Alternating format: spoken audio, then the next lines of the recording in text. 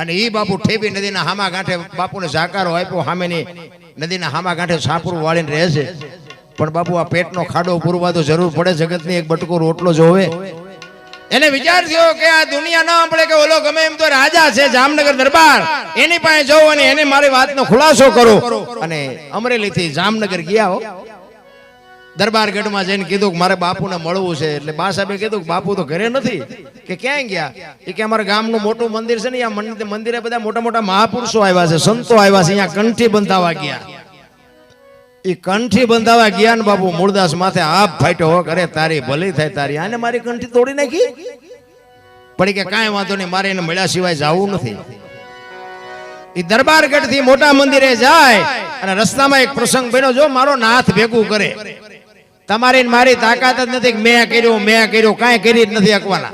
એ તો એ ભેળો હોય તો એ બધું થાય છે.